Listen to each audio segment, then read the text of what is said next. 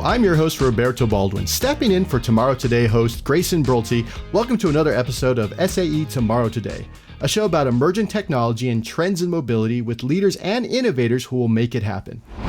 On today's episode, we're absolutely honored to be joined by Tal Schoelklapper, CEO of Voltaiq. We'll talk about Voltaiq's battery intelligence software and how it can accelerate the transition to a battery-powered world.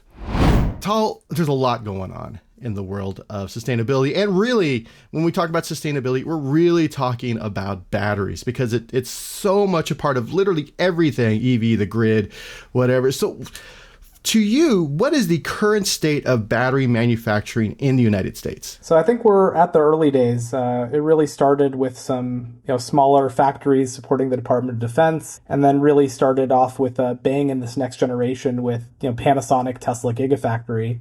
And since then, we've seen a steady, increase of these new factories and being announced. And now we're getting to that point now where these factories are going to start getting up and running. Some of them are already in the middle of that ramp up phase, but we're going to see a whole lot more to really supply the domestic need around battery supply for both EVs as well as other markets as well, namely energy storage on the grid.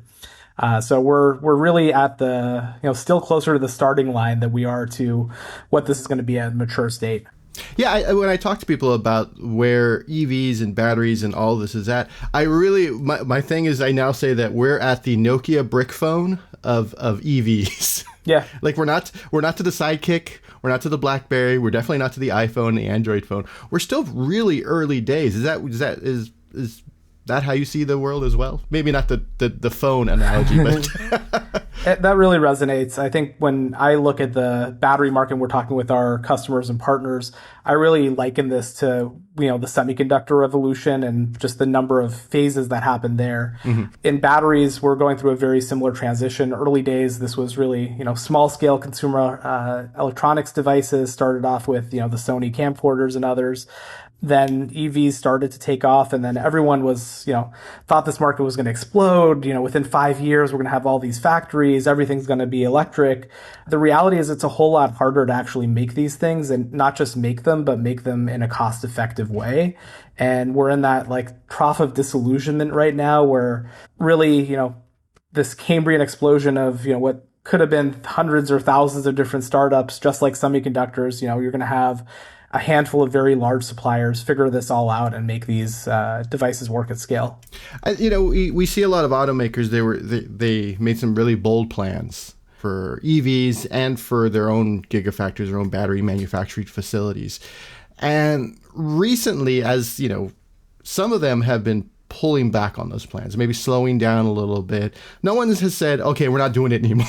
No one has just throw, just all that money we invested, it's gone. They've really pulled back on it. So what are your take on their concerns about what's going on? Is it really just let's just figure it out, or is it something else? I think, a lot of it is, I think, the right decision for some of these companies, and you see them internally, even though they are slowing current programs, they are really taking a look back and a hard look internally and figuring out what is that correct path forward here. And so I think, part of it's market maturity, just waiting for the charging infrastructure really to start maturing. It is getting there.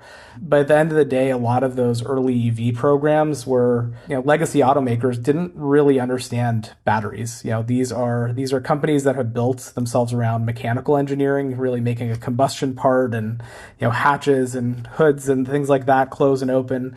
They didn't really understand electrochemistry and how that fit into a vehicle, and what is the right way to design that in, and what is the right way to do that in a cost-effective way for consumers. And so a lot of the early vehicles they put out there were, frankly, too expensive. They had too many compromises. They were too heavy. And so I think they're rightfully taking a look back and figuring out now, what is the right, strategy for going into this market? How do we do this cost competitively? What is the right team to do it? And so I think it's, they're on the right path, just figuring out, what is the most efficient way forward to really be competitive long term, because China is coming, and with low cost EVs. And you talked about they weren't quite they were used to working with mechanical. So let's talk a little bit about the knowledge gap just in batteries and manufacturing. I mean, there's only so many people who have long-term, like real experience spinning up a gigafactory or running a gigafactory. So that, that right there seems, a bit alarming for these automakers, because they can hire a bunch of people who kind of know. But you can't, if you only have, like, let's say 20 people on the entire planet who know how to run a gigafactory, it's going to be hard to poach that one person from, company A to company B. And so how do they get over that? Just keep spinning it up and keep hoping people figure it out? Yeah, so I think it's a combination of things. So it's, one is finding some of those people and bringing some of that expertise in-house. At the end of the day, though, we can't throw bodies at it like they did in a lot of the early gigafactories in Korea, Japan, and China. We don't have that talent base who understands this technology. We can't, our capital, our labor is much more expensive. And so at the end of the day, it's really about maximizing the learning rate of, the talent base that we do have and creating systems that allows them to learn and do this a whole lot faster. And so one of the big drivers we've been doing with a range of our partners is really focusing on the digital infrastructure that not only allows for a much more rapid learning process. If you try to learn things on your own, it's going to be very, very slow if you're doing it, in Excel worksheets like a lot of these companies are doing today. You build those modern digital infrastructure, you could actually dramatically accelerate that learning process. And then outside of that, what we've seen is by having these digital tools and templates and frameworks for customers, you make it much easier for people who are not battery experts to onboard and start understanding what's going on in that battery factory so they could help figure out those problems and ramp up these factories sooner. And ramping up factories, that's sort of Voltaiq's, I want to say, jam. What the company has set up it's actually quite impressive. And some of the numbers around, like, what needs to be fixed as battery factories are spinning up are sort of bonkers the first time I heard them. So what is Voltaiq doing to help sort of alleviate some of these new battery manufacturing concerns? Yeah, so the big challenge around batteries as a whole is it takes a long time to see if a battery is going to be good or bad. Batteries, once they're assembled, are this closed, living, breathing organism. There's chemical reactions. They actually, each time you charge and discharge them, they actually expand and contract. Very sensitive to their temperature, environment, and very much like a living, breathing organism. And what we do at Voltaiq is help really understand from that charge and discharge heartbeat from the battery if that battery has any anomalies, any differences, or if they're defective. Really understanding from that early inception of the battery if there's any issues. The fundamental challenge at a battery gigafactory, or even once you get to vehicles on the road, is that, it takes you about a day to make a battery, and then it takes you 30 days to see if that battery is good or bad. And so if you're, making 30 days worth of bad batteries, that is not only is that very costly, but that's also a very slow learning cycle. And so we accelerate that, the day right after the assembly in a process that's called formation, where you first charge the first heartbeat of the battery. We can start telling you about that variability and the differences and the defects in those battery cells. And that allows you to start creating that faster feedback cycle so you can get these factories up and running sooner. Because from your data, you can go back and say, oh, maybe at this point is where things went slightly wrong or slightly askew, or out of tolerances. Exactly. And there's so many of these interconnected things, from the materials to the processes, the settings, across, dozens of different assembly processes. It's really that digital infrastructure that allows you to A, catch the problem sooner, and then B, really pinpoint, where you should look, where you need to improve the process. And, you talked about that 30 days, you won't know something's wrong for 30 days, traditionally. And so those batteries that you've built, 30 days ago that are bad, it's something known as the battery scrap rate. Mm-hmm. These are just batteries you just can't use. There's a pretty scary, really, number, or alarming number. Can the percentage of batteries that are known as battery scrap rate? What is that? Yeah, so it's quite astonishing when you think about these factories in the early days. Just about everything that they make is bad. It's not going to work. It's not going to meet the customer requirements. It may have safety issues. these early factories. So the benchmark we like to point at, there's a large factory in North America that spun up, and they started production. The year after starting production, they were still scrapping 84% of the batteries coming out of that factory. And then, only it took them about 40 years to actually get to profitability. And so if you think about these billion-dollar investments as, if you're not getting payback for 4 years, but beyond that, this scrap is costly. You're paying your people, you're paying for energy, you're paying for someone to actually haul away the scrap because it is toxic as well, and that needs to be recycled effectively. So it's a very expensive proposition that, is quite daunting as you're spinning up a new factory. Well, and then you wonder, well, you probably wonder less at that point when you're talking to some of these automakers and they see these numbers and they're like, well, over 80% of my new batteries that I build, maybe in the first year to 6 months to a year to 2 years to 4 years, are no good. We're paying a lot of people a lot of money. We're paying for a lot of materials. We're paying for, the energy to run these factories, everything that happens to make a factory run. And then 80% of the end product is trash that we have to pay someone now to take away and recycle somewhere else.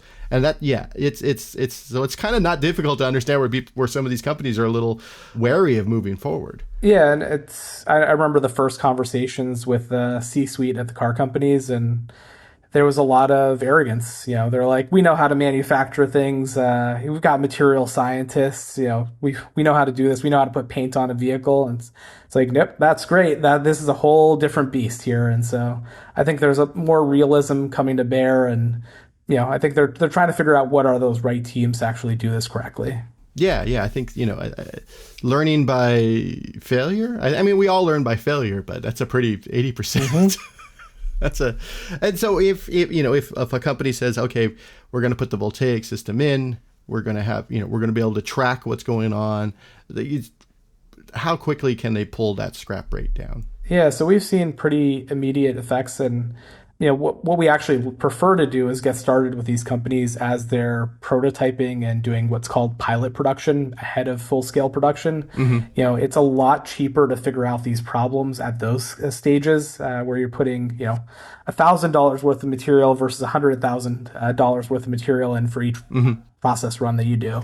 And so, we typically, from deploying our software in what's called this end of line, or after the battery goes through that first formation process and after assembly, first heartbeat, we could start delivering value within a month and help them start to understand that they have issues there. And then, the typical payback we've seen is about, under 3 months for customers where, software is paying for itself with increased, volumes, decreased scrap rates, really helping them ramp up the factories a whole lot faster after that too. So you're helping them get to profitability sooner, much sooner, hopefully quicker than 4 years. And how important is gigafactory profitability for the adoption of EVs? I think fundamentally, it's how expensive are those EVs going to be for end consumers. So not everyone could afford a BMW or a Tesla. And, if we want this to be a mainstream technology, we're going to have to drop the costs. And that all comes down to the largest component now, which is the battery. So if the batteries you need to be able to make them profitably, and you need to be able to drop those costs if you want these devices to be adopted in the mainstream. Yeah, the sort of price barrier is if we can't move to EVs unless everyone can move to EVs is sort of, what needs to happen. And the ability to make, so you're not wasting 80% of your product, which means the other 20% are very expensive because they have to pay for that 80% in one way or another. So there was news out of China concerning the cost per kilowatt. And they're talking like 50 cents per kilowatt, or $50, I'm sorry, per kilowatt hour. And in the United States, we talk a lot about it. Once we hit $100 per kilowatt hour, then we're going to see parity between EVs and an internal combustion counterpart. Do you see that happening in the United States within the next few years? Right now, I mean, if you're looking at like some of the average cost of vehicles, like some long range EVs are lower than the average cost per vehicle, but it's still, at the end of the day, we're talking about people who, they can't afford the average cost of a vehicle, which is $47,000 under 30. We're hoping for under 30. Do you see those sort of price drops happening here in the United States in the next few years? I go back to when we started Voltaiq a little over 10 years ago, and average lithium ion battery, the price was over $1,000 per kilowatt hour. And economies of scale are an amazing things as you see these production volumes ramp up. And China's there. They are hitting that maturity point. They're getting to those full economies of scale and reaping the benefits. I think a lot of that supply chain, in terms of technology, plant sizes, some of it's going to remain international, I think, to leverage those economies of scale near term, but it is a whole lot cheaper to produce. If you get rid of the shipping costs of these devices, it ultimately there is economics around producing more locally around a lot of these technologies, and I think we will, in a similar time frame, I think reach those economies of scale also domestically in North America as well. Yeah, we talk a lot about how China is ahead of us when it comes to EVs, and so I think they're the crystal ball of what we could have here essentially. And I think we're catching up slowly, but as we catch up, I think there will be a point, maybe 5 years, we'll have that $50 per kilowatt hour price point, which would be nice. Yeah, I think a similar range, and I think a lot of it is just getting out of our own way to some degree. It's gotta accelerate the build out of some of these factories, start the learning, and I think just make sure people think it's going to be easy. You just it is going to be hard work, and just have that right attitude to go in there, and people have to go in there and figure out how to make these factories work and get them up and running and take pride in that. So that's really going to be key for domestic production as a whole. Oh yeah, definitely. I think there really was an idea that I think for a lot of automakers that, well, it's just a battery and a motor, and we don't have to worry about carburetors, we don't have to worry about camshafts, we don't have to worry about pistons, we don't have to worry about all these things. It's just a battery, and my phone has a battery. If Apple can do it, I can do it. So it's a little more complicated. Yeah.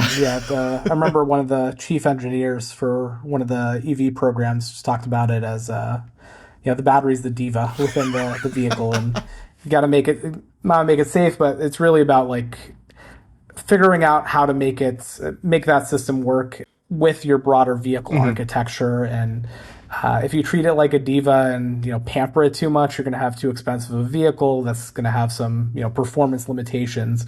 And so it's really just understanding that technology and making it part of the whole vehicle itself. So let's talk a little bit about your partnership with Siemens. Siemens is a huge German company. I think most people don't quite understand what Siemens does, but they are in everything. I think Siemens even admits this. They're like, we're so big, people don't quite know what we do. But let's talk about your partnership with Siemens. It was announced earlier this year. What does it entail? What does it entail? How does it help with these gigafactories? Yeah, so we have a product and go-to-market partnership with Siemens. Siemens, beyond all their refrigerators and elevators and other things, one of their biggest businesses is actually in the automation and software around factories. And batteries is one of those key areas of focus for them from the top down. And really, with this partnership, we're really working to provide a complete solution to customers. As you mentioned, this is new for companies in outside of Asia, really building these factories at scale. And frankly, they're a little bit overwhelmed. What is the hardware we need to get? What is the software? What are the different components? And so with Siemens, we saw this opportunity to really create this more of a complete solution that could be brought to customers and really make it easier for them to get not only figure out what to get, but also get up and running a lot faster. So really excited about that partnership and collaboration with Siemens. Cool. And I think, it's the crazy thing is I don't think people realize is that all the individual machinery in a factory, it's a lot of it's made by different companies. Oh yeah. And those companies each have their own proprietary software. And so you're having all these different machines that all speak a different language. And you're trying to figure out, well, what went wrong? So you have to go to machine number one, and you got to figure out this way, and machine number two. And what Siemens does is it says, okay, we're going to allow you to talk to this machine and monitor this machine with its weird language, and this machine, its weird language, and this machine, and then give you the data in something that a person can figure out from like a single console versus many consoles. Yeah, so just creating that digital infrastructure for the factory itself. And that's where we come in, provide a lot of the battery domain specific insight and really help them understand where there's an actual issue with the battery cell itself and connect it to that piece of equipment. Tell the operator where to look, where to go fix that problem so you can decrease that scrap rate. Yeah, that's great because, again, you're like, well, something's wrong. Okay, we'll go to machine number F. Who knows how to fix machine number F? It really is hunt and peck right now in a lot of these factories. Yeah, this seems like a much more streamlined way, because now you can figure out a problem almost immediately, and you can tweak that problem, and you can keep track of that problem, and you can track the differences in the batteries that are coming off the line based on that one little tweak, versus, well, we went to a machine and turned a dial. That was a lot of the challenge the early gigafactories saw, is they had some help, especially as the Asian companies were setting up factories in North America or in Europe. In the first year, you had those technicians coming over from Japan, Korea, China, and they sort of just knew how the machine was supposed to feel when you touched it and the vibrations. That doesn't work as soon as they go back to their mother country. You need real software and tools to help create that, the playbooks, and make that easier in a more digital factory. They're like the chief engineer for every Star Trek franchise. Yep. They were like, I just know how the machine works. I just know. And then as soon as that person leaves the ship, they're like, oh, everything's broken. Everything's wrong. And so now you have a new partnership with AWS. So this is Amazon's cloud service. So what is that? What what is it, and how does it help customers? Yeah, so AWS is the leading cloud service provider, or hyperscaler, sometimes they're known as. And yeah, what we're seeing with a lot of these factories, as the West has really realized that we can't do it the old way. We need to digitize and automate these factories. A big part of that is where you're going to do the computation, where you're going to store the data, where you're going to do the learning. And AWS is increasingly the leading supplier to many of these gigafactories and EV factories around the globe. And so really the partnership is, pairing our solutions with their infrastructure to help these factories come up and get up and running faster. Increasingly, what we're seeing is that it is actually the CIOs, or chief digital officers, organizations actually starting to lean in and get involved directly with the implementation of these factories. And with that, they want to make sure that you have the right infrastructure from day one in place. And so working with Amazon and their global sales teams, who's working with those chief digital officers, we're really able to come together and help them figure out the strategy for the digital layout for the factory and get them up and running very quickly. So without AWS, would these companies have to build essentially a data center or a server room in order to run the software and, of course, everything else that's going on? Yep. So a large gigafactory in North America told me they spent over $100 million just setting up an early data center that quickly got flooded with data and images and information from the factory. And it's, the scale that these, companies like AWS provide in terms of managing and providing that kind of cloud infrastructure at scale is just dramatically improved versus trying to do it on your own. And so it's the only way to really get up and running quickly and cost effectively to help monitor these factories. Yeah, when you talk about $100 million set of servers, you have cooling for all these servers. You have things go down. It's a lot of just material and cost when you could I'm just going to pay Amazon to do this. Exactly. A few years ago, there was an automaker who had an issue with fires with their EVs with Voltaiq system. And this is something people come up to me all the time. Well, EVs catch on fire. And then, of course, I reiterate that gas cars actually catch on fire at a higher percentage. But, that's what you see on TV. When something's new, it's a little terrifying. But with Voltaiq system, would you be able, for the most part, what happened with that automaker's vehicle? Could that have been detected via the Voltaiq? 100%. So where we started the conversation talking about these scrap rates and bad cells that are caught in the factory, the reality is not all the bad cells are caught at that 30-day point at the end of production. A lot of those cells actually make it into what's called battery modules and packs that end up going into vehicles or going into batteries on the electric grid. And those, they may not be, obviously defective right away, but that variability in the battery cells, some of those subtle issues, those heart murmurs you could see in the first heartbeats, you could identify those, and they do end up leading to early returns and, in worst cases, fires in the vehicles. And so, really, what we try to look at is the earlier you could try to identify these things, the cheaper it's going to be. If you make sure it doesn't leave the factory, it doesn't have to go to your supplier who will then reject it. And so make sure you have good cells coming out of the factory, then make sure you have good modules and packs before they go into the vehicle, and really try to limit those return rates. We do have this, the data exists. We are testing these things. The information is there. It's just broadly underutilized and not connected. It is literally going into those individual machines, like you said. And so having this digital infrastructure with cloud providers like AWS and others really allows you to start connecting the dots and helping identify and catching those issues before they cause problems in the field or before it leads to returns for customers. And let's say something happens with the pack. You have a batch of packs, I don't know, maybe a day or two. You could track those through the life of the vehicle, or for the life of the actual pack or the actual cell, from manufacturing to vehicle to recycling to back into manufacturing, right? Yeah, and I think without that digital infrastructure, a lot of the early EV recalls ended up being, model line wide. It was just everything that was produced in 2024 from this battery factory had to be recalled.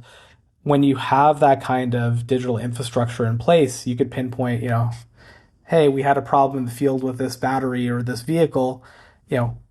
What's common in that, where did that come from? Is it a specific, lot of material that came in? Was it things that were produced over this day? You could really start to be more fine grained and really not only pinpoint what you need to recall and fix, but also really guide yourself to improving and continuous improvement on the manufacturing process. I mean, that helps automakers, it helps people who are putting things out into the grid, because they can say, okay, these, 15 batteries are suspect versus these 15,000 batteries are suspect. Let's talk a little bit more about the grid. When we think about batteries, we mostly think about EVs. For the grid, is it do you have just a stringent system to make sure that those battery packs are safe to go out into, because the use case, it's not quite as advanced. Essentially, EVs are charged and discharged so quickly all the time versus a battery on the grid, which is kind of charged a little slow, discharges a little slow, and maybe some days isn't used at all. Is it the same system for Voltaiq? In a lot of ways, it's very similar. At the end of the day, we want to make sure good batteries are going into whatever the end product is, whether it's EV or battery on the grid or even a cell phone or power tool. And so it's really, again, we've unfortunately seen as these larger energy storage projects on the grid have developed, when there is one of those faults, it's a lot more expensive now because, instead of what used to be 10 megawatt hours worth of batteries that could power, 100 homes or 1,000 homes, it's now gigawatt hours worth of batteries, 1,000 times larger. And if there's a fire, it's going to be a lot more expensive. It's going to lead to a lot more disruption. And so it's really, I think, from our view, similar as to, at the end of the day, we want to make all batteries, decrease the cost to make them by decreasing those scrap rates, and then ensuring that you have only high quality battery cells making it out into the products, whatever they may be. What do you think needs to change to help change the public's perception about batteries? What needs to happen? Do you think we just need a nice lull of fewer and fewer incidents with batteries? Is it education from the government? Is it education from companies? Is it all three? Like what do you think needs to happen for those who are still a little wary of batteries for a variety of reasons? There's a couple key things here. So one is just clear communication around some of these things. The just multiple back and forths of, we don't know what to do with your vehicle, park it outside. And you have to be clear with consumers and just tell them exactly what to do and what the path forward is. But then on the other side, because we do have this digital infrastructure, our vehicles are connected devices now. Our factories are connected. we have the ability to look at these early signals of, those heart murmurs in the battery, and it's on us to really create the infrastructure to identify and catch these things and remediate them before they cause that problem in the consumer's hand, whether it is a fire or even just, the vehicle won't start a certain day. It's that data is there, and we can and should really deal with it proactively to help catch those problems before it shows up in consumers' hands. And so now the big question, we're going to need to increase battery production in this country to meet the needs of EVs, the grid, our phones. Literally everything has a battery in at this point on a daily basis. Do you think we'll be able, with looking at the current rate of battery production that's coming to the United States, do you think we can pull it off? Are we in a good spot? Are we, where do you think we need more gigafactories, or do we need, or the rate that we're building right now should be okay? Yeah, so I think as we saw, there's all this news out there about the slowdown in EVs. The market is actually still growing. We're seeing now the reports from Q1, Q2, first half of this year. The market's continuing to expand. We're seeing record deployments of batteries on the electric grid, and that's going to increase with increased renewables. And just transparently, you look at the costs in the market, the economics around building a new coal power plant versus renewables and a battery, it's much cheaper now to put out a battery and renewables. It is much cheaper for a commercial vehicle fleet to implement batteries and electric vehicles. And so this is coming. Economics are going to drive it that way. That said, I think we're at this like early phase here where companies do need to figure out how to do this, how to build the operations, how to put in the right systems, how to train their staff. And so, yeah, I'm torn. I know we need this and we want to accelerate it faster and faster, but the reality is there's going to be this learning phase, and we don't want to rush that. So I think we're at about the right pace. Maybe a little bit more aggressive would be nice, but excited to see just over the next 5 years, as we talked about at the beginning, just starting to see that really start to compound and accelerate over time here. Cool. I think it'd be great. We're getting smarter at building batteries, which I think, is going to make the future batteries just so much better. And then I think a lot of the sort of fear of batteries will probably go away. It's like the fear of cell phones. Back to the cell phone analogy. Initially everyone made fun of the people with cell phones, and now we're all walking around with little computers in our pockets. Exactly. All comes down to the batteries. This whole digital transformation that the world has seen, from the internet to our laptops and devices and AI now, it's all powered by batteries. So just excited to be helping support that fundamental technology that's going to help further drive that digital transformation. Well, thank you so much for talking with me today, Tal. Check out Voltaiq and the work they're doing. I've talked to them a bunch of times, and it's actually quite impressive. And it seems like something someone should have thought of before. Thank you, Roberto and SAE. Thanks for having us on. Thank you for listening to SAE Tomorrow Today. If you've enjoyed this episode, please kindly rate and review on your favorite podcast platform. Your feedback is invaluable to us as we work to produce world-class content. Be sure to tune in next week when Grayson explores ADAS systems and how they can improve the future of road safety. SAE International makes no representations as to the accuracy of the information presented in this podcast. The information and opinions are for general information only. SAE International does not endorse, approve, recommend, or certify any information, product, process, service, or organization presented or mentioned in this podcast.